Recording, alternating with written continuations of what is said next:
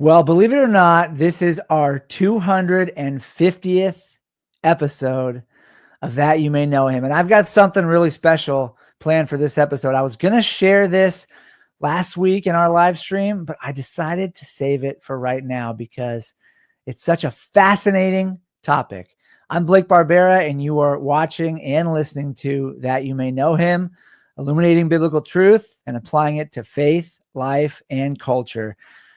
I was as skeptical as the next person when I started seeing all these YouTube videos pop up over the last few months about the Shroud of Turin.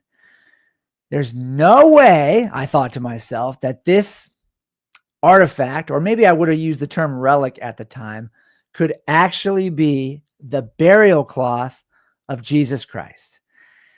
And then about 3 Saturdays ago, the Saturday after Good Friday, I was outside painting outdoor chairs, getting ready for a gathering we were hosting for Easter, and I gave it a shot. I started listening to an interview between Michael Knowles and Dr. Jeremiah Johnston, who is a New Testament scholar and who has become maybe the world's greatest living expert on the Shroud of Turin.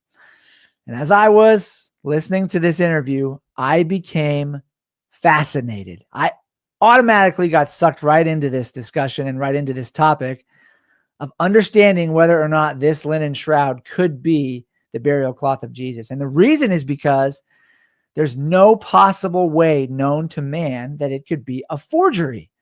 That's what really caught my eye at first as I listened to Dr. Johnston talk. If this thing is a forgery, it is the greatest forgery in the history of mankind. And this is, by the way, the Shroud of Turin, the most studied artifact in human history. We're going to get into all the reasons why I believe that this actually is the burial cloth of Jesus that's been preserved for over 2,000 years. But before we go into the evidence, let me just clarify for folks, what is the Shroud of Turin? And then also answer the question, what's at stake for Christians? Whether this is actually proven to be the shroud inconclusively or whether it's not. Is there even really a difference?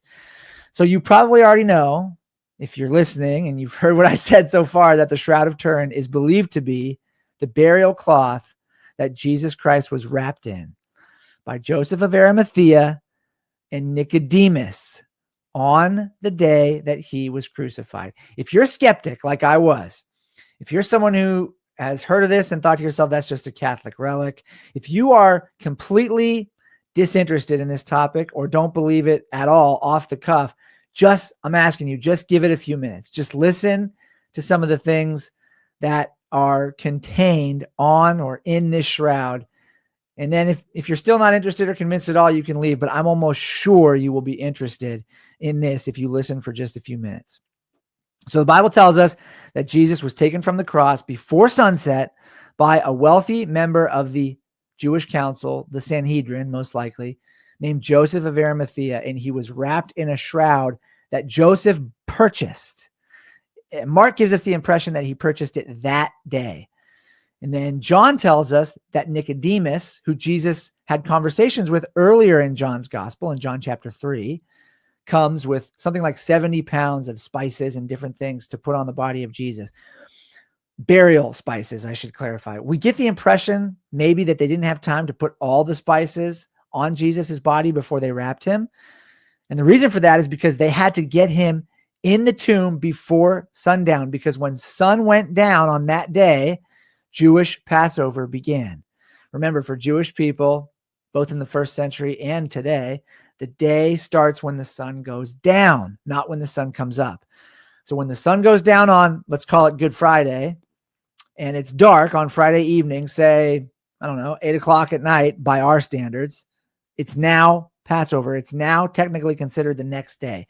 They had to get him into the tomb and get him there before Passover began. So they do this hastily. And then the gospel records that when Jesus was resurrected, Peter and John ran to the tomb. And when John saw the linen garments laying there, he believed. And you have to ask yourself, why would John see linen garments and that caused him to believe? Maybe he just saw the empty tomb and didn't assume that there was anything nefarious going on, that the Romans hadn't come and grabbed him or something, or other disciples hadn't come and got him. And he just said, hey, maybe the Lord's resurrected. Or was there something detectable on this linen shroud, these garments that he saw, that caused him to believe that Jesus had in fact been raised from the dead? So look, let me just clarify a few things for you. In Mark's gospel, the Greek word that's used to describe Jesus being wrapped in a linen garment is the word syndone in Greek. And that is used to describe a single linen cloth, okay, like a single item. In John's gospel, the word used is authonion, and skeptics have tried to point out the difference in the two gospel writers' descriptions. Authonion means more specifically linen cloths, gives you the sense of like bandages. There's not any contradiction here at all. It's believed, and if you study Jewish burial customs from the first century, who studies that? Actually, Dr. Johnston, the guy I listened to being interviewed, is an expert on that. They would most often wrap the body of a dead person in a single garment and then use individual cloths to hold that garment together and to tie it off. Now, there's another artifact called the 𝗎𝗶𝗹𝗋. That's a fancy word for the face cloth. I'm sorry. It's called the 𝙎𝙪𝙗𝙗.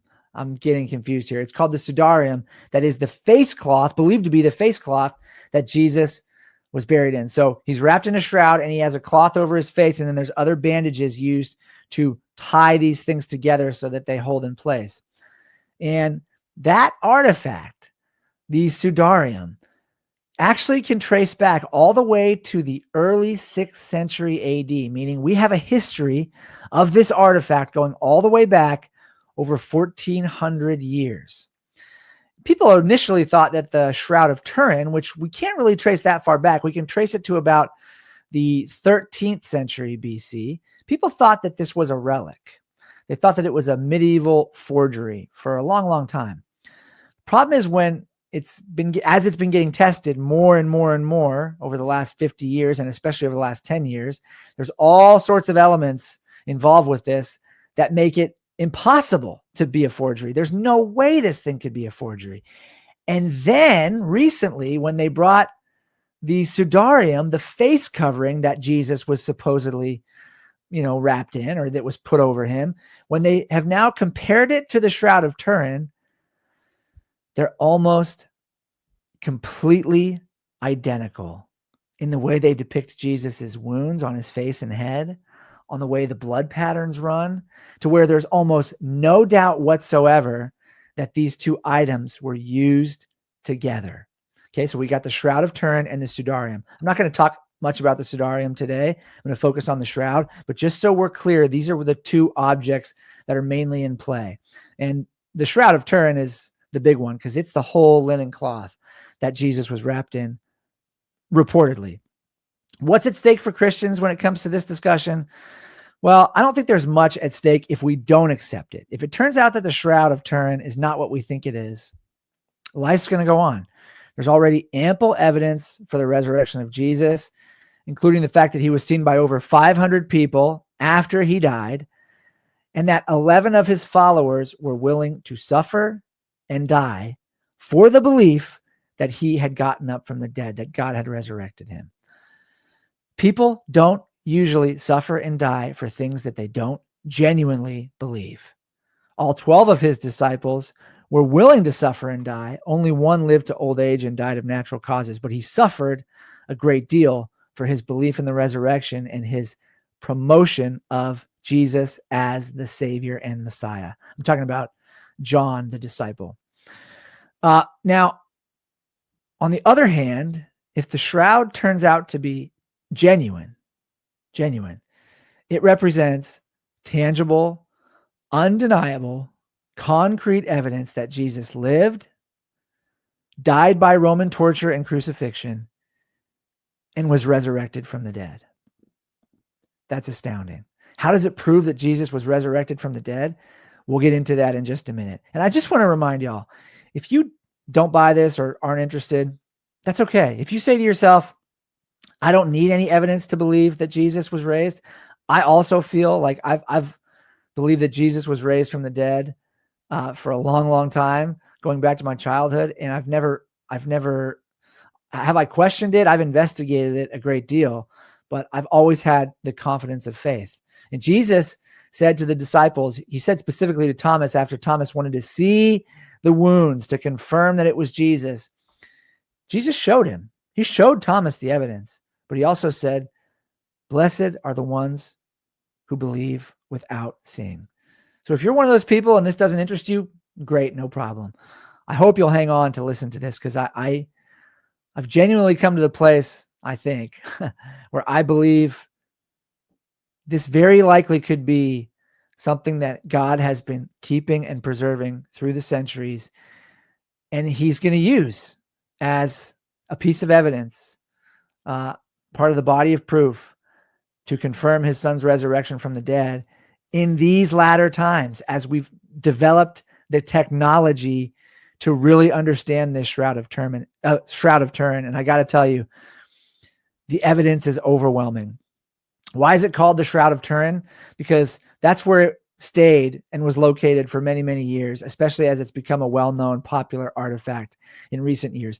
A lot of people say, oh, that's just a Catholic relic. It actually didn't come into the hands of the Catholic Church until the 1980s, when the family that privately owned it donated it and gave it as a gift to Pope John Paul II. So it wasn't even a Catholic thing at all until within the last 40, maybe 42-ish years. It wasn't in the hands of the Catholic Church. It's now in the hands of the Catholic Church. But before that, it was not. It was privately held by various families, mostly European families, as far back as we can trace it, between the 1980s and the 13th century AD. So let's get into the evidence now. The Shroud of Turin has been studied by over 102 academic disciplines, and over 500,000 hours have been spent in scientific investigation on the Shroud of Turin. There's no other artifact in world history that has been studied as much as the Shroud. Let me start by giving you the one piece of the puzzle that skeptics are still trying to lean on to revert the Shroud's authenticity. And this is really the only thing that they had. Honest people, even people like Joe Rogan, admit, people who aren't Christians, but who are honest thinkers, admit there's no way this could have been forged in the first century. That's the thing. He says that's the thing that's interesting about it, is how would this have been forged? In 1988, scientists from 3 separate labs dated samples of the Shroud of Turin, and each came back with similar results. The Shroud was dated to between 1260 and 1390 AD. Interesting. This is as far back as we can trace the Shroud throughout history, and they landed their carbon dating results on right around that same time period. Now, this was devastating to many people who believed the Shroud to be genuine. However, since then, numerous problems with the carbon dating analysis have been brought forth. The main one being that it's now believed the sample material used to date the Shroud was taken from a part of the cloth that had been repaired in the 1300s by European nuns after the Shroud was damaged in a fire. This thing has survived 3 fires that we know of in its lifetime. This and various other problems with the carbon dating tests have rendered it almost invalid, have rendered the carbon dating testing invalid by many Shroud scholars and people who don't consider themselves Shroud scholars, but scientists who have studied the Shroud of Turin. Interesting thing enough, the British Museum held the data from the carbon tests for almost 40 years and would not make them public at all. It wasn't until a legal request was made and a challenge overcome that the British Museum finally released the raw data from the carbon dating testing. And there are many, many, many inconsistencies that have been pointed out in various scholarly articles. And just so you know, I've written an entire article on the Shroud of Turin. It's on our blog, the Coffee with God blog. on 𝗎𝗏𝑢_may_know_him.com. So check it out. There are several different academic studies and articles linked in that article that I've written on the Shroud of Turin. So if you want to verify anything I'm saying or go read the data for yourself, please do so. 𝗎𝗏𝑢may_know_him.com. Click on the blog link at the top of the page or in the middle of the page. There's blog links all over, and you'll find our article on the Shroud of Turin right there on our blog. Now, there's been several other ways that the shroud has been tested in terms of its origins, how old it is since then. And they've all come back with similar results. Most recently, in 2022, the shroud was dated by the Institute of Crystallography in Italy using a much newer science called wide-angle X-ray scattering. They compared the shroud with a variety of samples of historical textiles documented to be aged back to between the years 3000 BC and 2000 AD. So we're talking about 5,000 years of samples. We actually have linen garments that go back to the year 3000 BC. That's how long this material lasts if it's well taken care of. Isn't that incredible? Dr. Liberato De Caro, the expert who oversaw the dating, lists several of the problems associated with the carbon-14 dating in his study, which concluded that the shroud is best matched with a piece of fabric known to have come from the siege of Masada in Israel between the years 55 and 74 AD. So the closest match, he said, based on how long the Shroud of Turin has been basically decaying, matches it to a garment that is known to have been from the siege of Masada between the years 55 and 74 AD. Much, much, much closer to the time when Jesus was crucified and buried, within less than a half century, within less than 20 years, perhaps. So that's very, very interesting. Several other methods have also been performed in recent years, although it must be said that the exact dating of the Shroud of Turin is the only variable that still remains unresolved in the case of the shroud's authenticity. And everybody knows, if they're honest and they really study this, that dating ancient things is often the hardest thing to do, because the variables that go into this type of studying and the results that come out often vary a great deal. So really what I'm trying to say is the only thing that a skeptic has in this discussion is the dating, which there are variable datings that have been given. There are different datings that have been given based on the different tests that it's undergone. But the carbon-14 dating has been the most challenged and more or less debunked.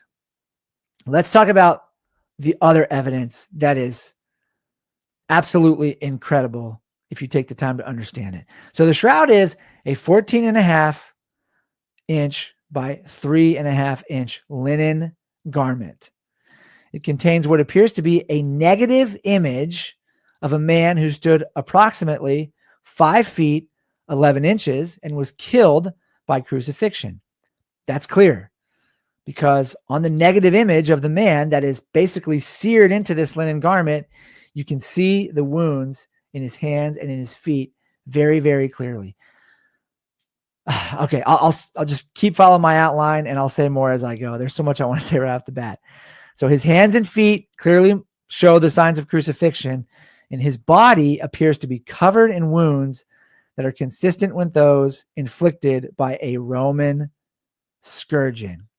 So let me just say this: regardless of whether or not this man is Jesus of Nazareth, there's 3 things we know about whoever this individual who's captured on the Shroud of Turin. There's 3 things we know about him. He died by crucifixion. He was scourged before he died. Clearly, he suffered a great, great deal. And some sort of crown of thorns was placed on his head during this torture process, because there are also over 50 wounds on the head of the individual that are visible on the shroud that are consistent with those inflicted by thorns.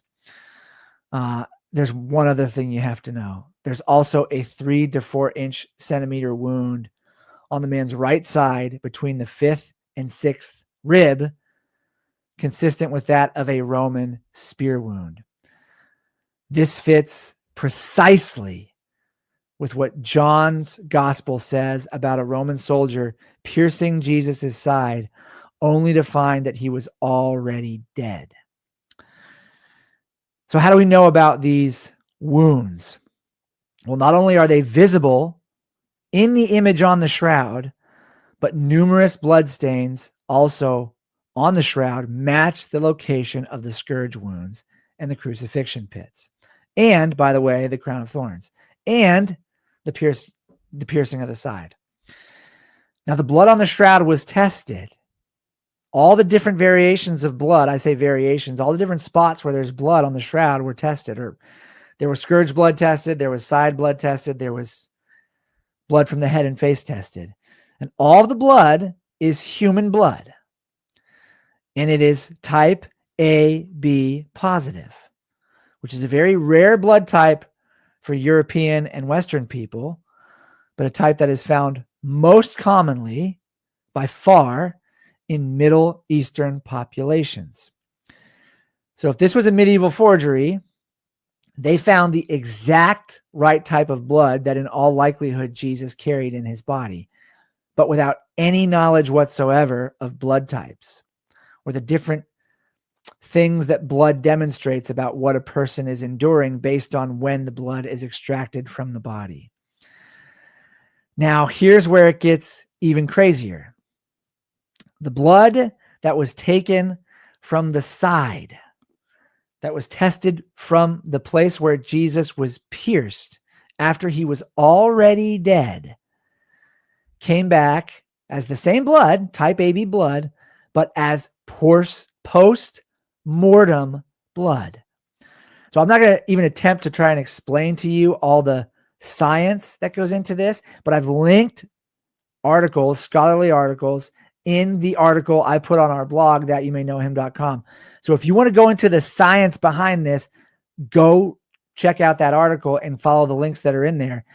There is a difference between the way human blood from a living human is when it comes out of the body and someone whose heart is no longer beating. And I'm not going to explain the differences, but the blood that was taken from the spear wound, which John's gospel says was inflicted on Jesus to confirm that he was already dead, was post-mortem blood on the Shroud of Turin. Isn't that fascinating?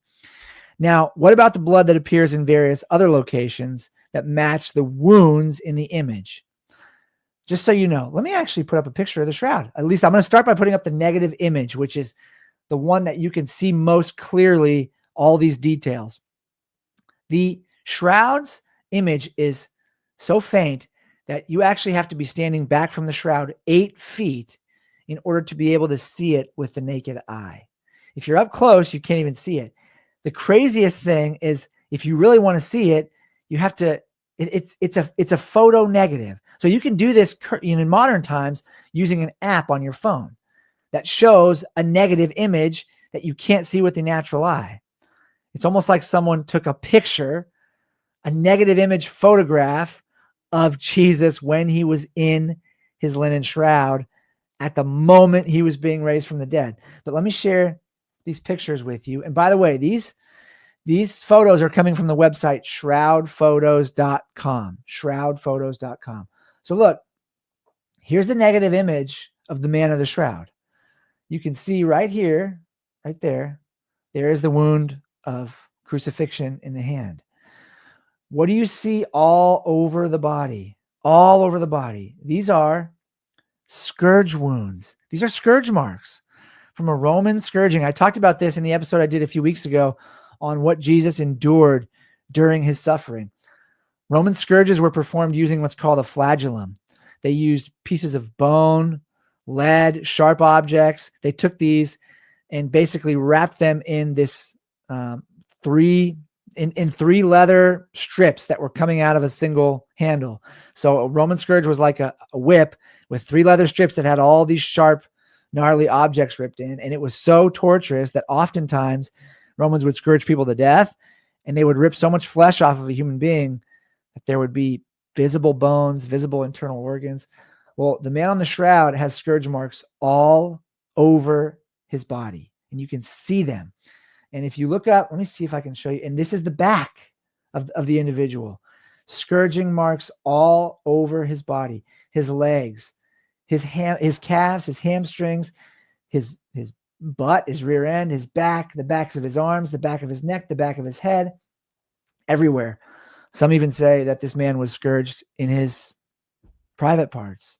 I mean, there was almost no part of his body that was left unmutilated by this Roman scourging. And then I don't know if you can see, let me see if there is a picture of the face and the head up close. Yeah. So there are, some estimate, up to 52 wounds on the head of the individual. And there are blood tracings that line up with the wounds that go all the way down the man's face and beard and all over his head, front and back. Just so you know, there is no record anywhere else in history of the Romans putting a crown or a helmet of thorns on someone that they were executing. The crown of thorns was actually most likely a full helmet. We think of crowns and we think of, like, headbands. Most crowns back then weren't headbands. They were full head coverings. And there's pictures available. And I actually showed one in the live stream I did about Jesus's crucifixion. And there's one in an article I wrote about what Jesus suffered. There's a picture of what likely the crown of thorns looked like. A full head covering with 3 to 4 inch Jerusalem thorns sticking out of it that are sharp as tacks on the end. This is what they put on Jesus's head to mock him. There's over 50 head wounds from a crown of thorns on his head, and he is the only person in recorded history who was given a crown of thorns by the Romans, by the sadistic Roman battalion that decided to enjoy torturing this individual. Here's an up close of the head and the upper back, which is just covered in scourge wounds. It really is unbelievable. There's no doubt at all, the individual who's pictured here suffered a great amount before he died. There's absolutely no doubt. Also, the beard, you can clearly see the outline of the individual's beard. It's very long. That's because most people think Jesus, when he started his ministry, was under a Nazirite vow. So he might have never, ever shaved or touched up his beard in over 3 years. So it was long. It could have been down to here, but you can see this spot in the middle where his beard was plucked. It was ripped out. Now, that's not mentioned anywhere in the New Testament, but there is a prophecy. It's from Isaiah, I believe I'm recalling correctly, about his beard, his hairs being plucked out.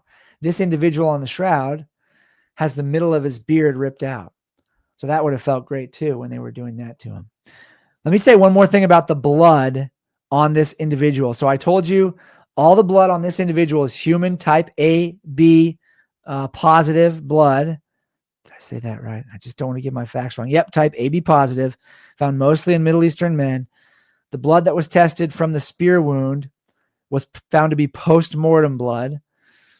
And the blood from all the rest of the wounds. This blood appears in various locations that match the wounds in the image. The blood carries extremely high levels of, I don't know if I'm going to say this right, creatinine and ferritin, chemical markers that flood the body when someone experiences massive physical trauma or severe torture. So I'll say it again. If this is a Middle Eastern forgery, or a medieval forgery, I should say, they absolutely nailed the wounds and the blood perfectly. They've got the crucifixion wounds exact. They've got the scourge wounds exact. And they went and found a human. This is what they would have had to do to fake this. Find a guy who looks just like Jesus with type AB blood, torture him, take the blood from his head and all the wounds on his body and place it perfectly on this shroud to match up where all the torture wounds were, and then stab him in the side after he was dead and let that blood flow out. People in the Middle Ages knew nothing about this. Forgeries from the Middle Ages used animal blood, not human blood. In fact, fake things like this from all of history used animal blood until the 20th century because there was no known difference. There was no discernible difference for anybody between animal blood and human blood.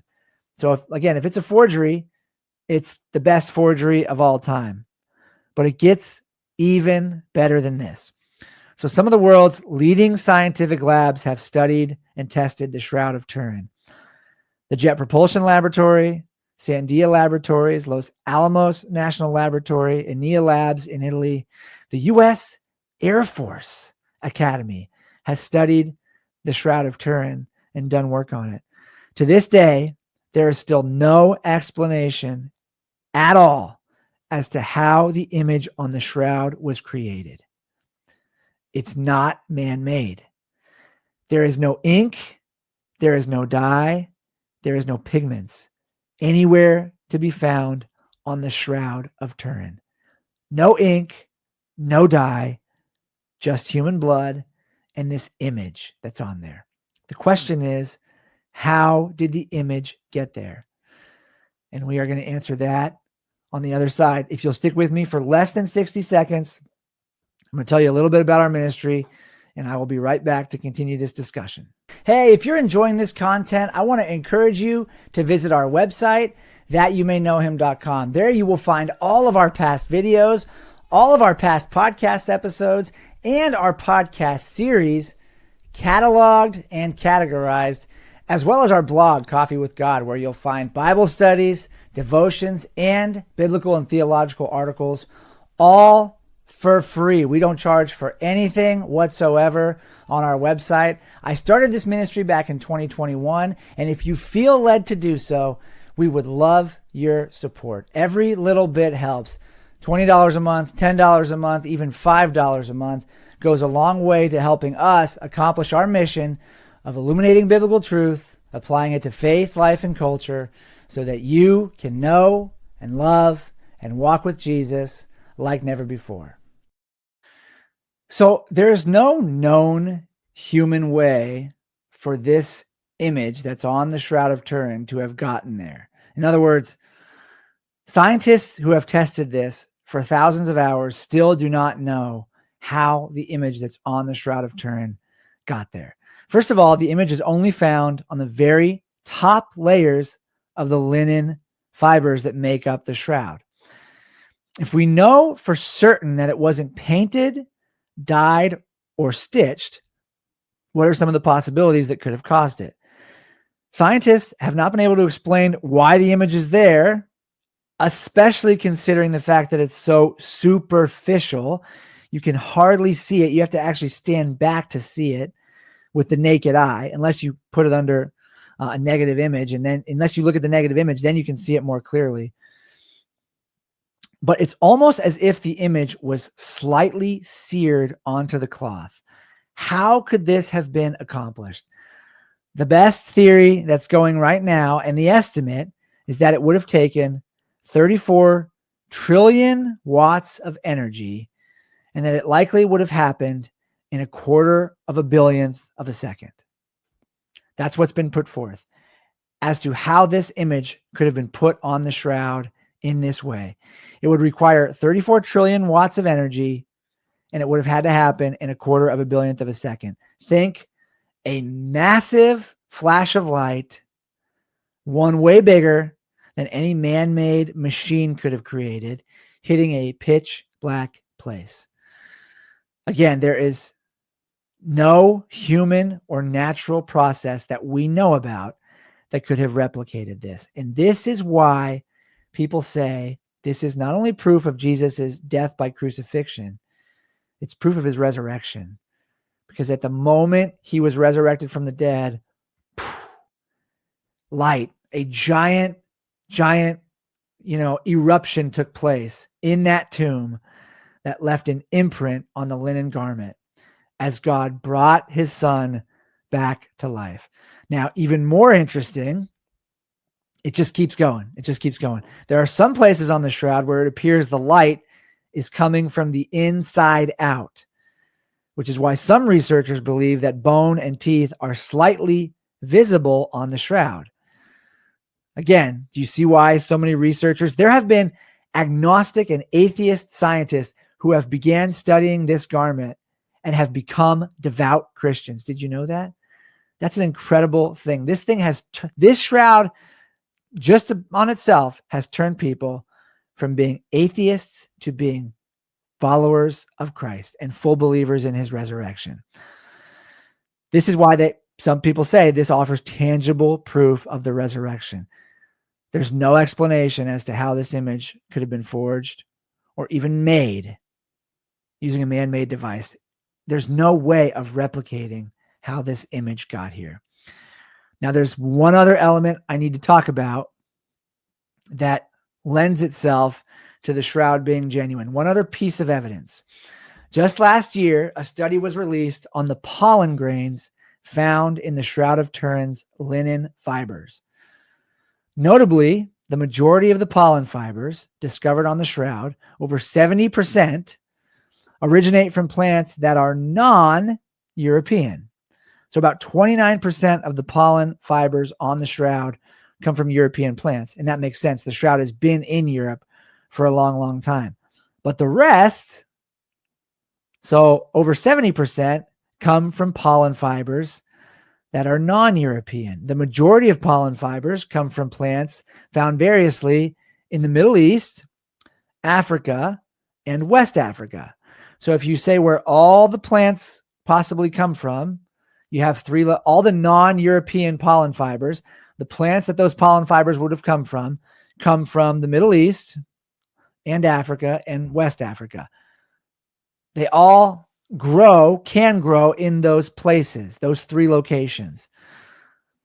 But not all of them grow in all three of those locations.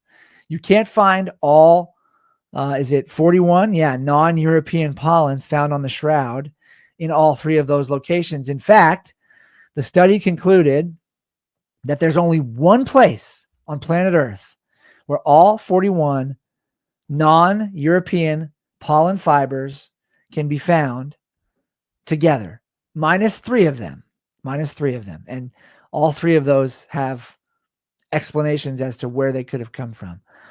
All of the non-European fibers, minus three, can only be found collectively in the area around Jerusalem, Israel. All non-European pollen fibers on the Shroud of Turin, minus three, can only be found together in one place, the area around Jerusalem. Isn't that incredible? A very, very, very small radius. So the pollen, even the pollen grains on the shroud, give credibility to the fact that this shroud came from Jerusalem. It originated in Jerusalem, where it was purchased on the day of Jesus' death by Joseph of Arimathea, just like the Bible says. In addition to this, textile experts who have studied the shroud have concluded that the weave of the linen, which is a herringbone pattern that features the weft jumping over 3 warp threads on each pass. Somebody put in the comments what that means if you know. Matches ancient Middle Eastern patterns, not medieval European patterns. So, all this evidence has been laid out before you. And just so you know, I have not covered everything. I'm only scratching the surface. I encourage everyone to go check this out for yourself. Watch interviews with Dr. Jeremiah Johnston. Read the articles. Check out the raw data for yourself. Look at the academic studies. Check out some of the controversies that exist with the carbon-14 dating. Check out the study from the wide-angle X-ray dating that was done in 2022.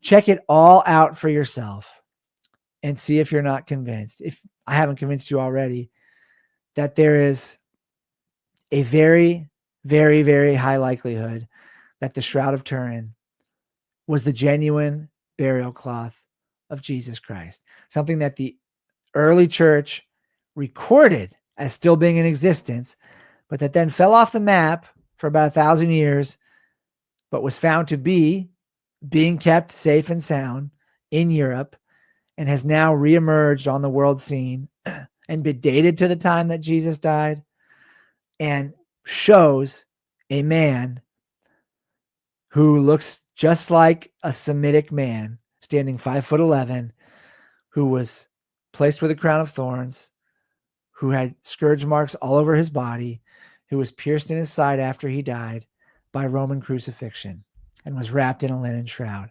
And see for yourself, whose blood matches that of a Middle Eastern man, most commonly found in Middle Eastern men. It's astounding. And then ask yourself the question, if no scientist in the world can explain how the image got on the shroud, could it be supernatural? Could it be that this was the moment that God resurrected his son from the dead? There's one other thing I want to do before I wrap this up, and I've had a great time sharing this with you. When you let the imagination go a little bit and just give yourself permission to actually look at the face of Jesus, there are many people now who are taking the image of the man on the shroud and performing facial reconstruction images to see what Jesus might have actually looked like. And there are several very, very good ones out there, in my opinion. You can watch a lot of videos about this on YouTube. There's people who are working really hard at this, and it's fascinating because they all come back very, very similar. There's not huge differences between these facial reconstructions that different people are doing on the image of the man in the shroud.